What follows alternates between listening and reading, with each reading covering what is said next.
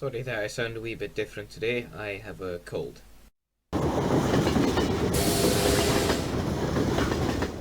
Well, I guess you could say it has been a little too quiet, a little too long, hasn't it?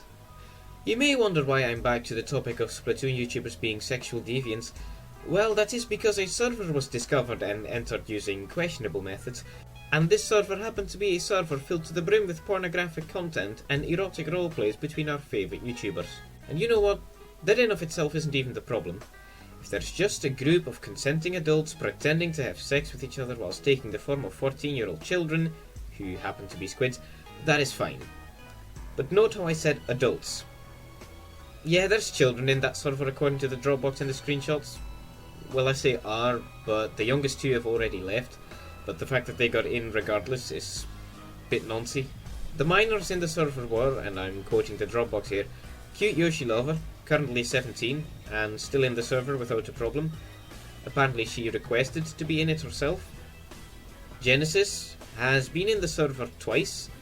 The first time when he was 16, then the second time when he joined with Jeff when he was 17. Not in the server anymore. Namasita46, at the time 14 years old. The age proof was taken during the Joff case a few months back. Not in the server anymore. You might remember her as the girl who Joff jacked off to. TehCanadian, at the moment 17 years old, still in the server. I don't care they might be over the age of consent in their home countries, none of the people mentioned in here are adults. Whilst they are in a Discord server filled with people much older than them and participating in sexual roleplays with these people.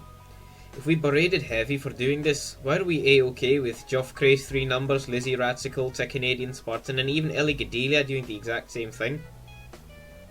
I still find it odd Ellie turned on Heavy when she did, but she's A-OK with Jeff, and I'm sure I'm not the only one who thinks that these people are a little messed up.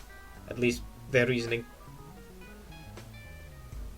As usual, I am open for these people to get in contact and give their side of the story, but just don't expect me to be nice. Even then, what other side is there to give on this development? You had a sex server, there were kids in it, there's not really any way you can talk yourself out of that, frankly. If any of you watching would like to see the Dropbox, by the way, it's in the description. Do note that I have nothing to do with this. I know that's what some people would like to say when I cover a topic, but I don't. But let's be real for one moment. When I make a video about these people being quite disturbing, more people get to see it. Poor Mocha's video got false flag when it didn't even have 500 views yet. I also noticed how early this morning, that is the 27th of October, Canspar posted a tweet practically confessing he's not so mad at Peachy and Mocha as he led on. Right before realising that my giveaway, he knows that he's actually been pretty shitty towards Mocha and deleting the tweet.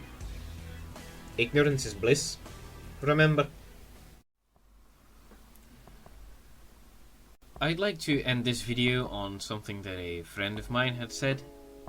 The Splatoon animation content creators aren't being transparent with their audience because they will tell their side of the story to make themselves feel better and groom their fans to give them the validation they need. This can be seen with both Jeff and TCS. Situations like this only really come about when there's a disgusting power imbalance within a community, and I know I'm not the guy who is going to make that go away.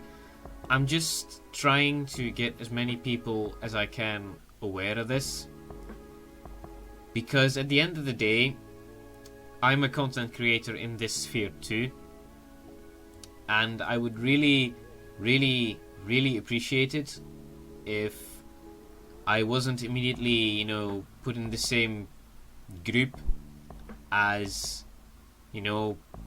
these people. I'd really appreciate it if, we could at least try to get the word out about these people. I'm not saying you should full on cancel them. No, I'm saying, like, if you enjoy their content, you're allowed to like whatever you like, yeah. I'm only saying that at least be aware of the person behind the content that you enjoy so much, and then you can judge further,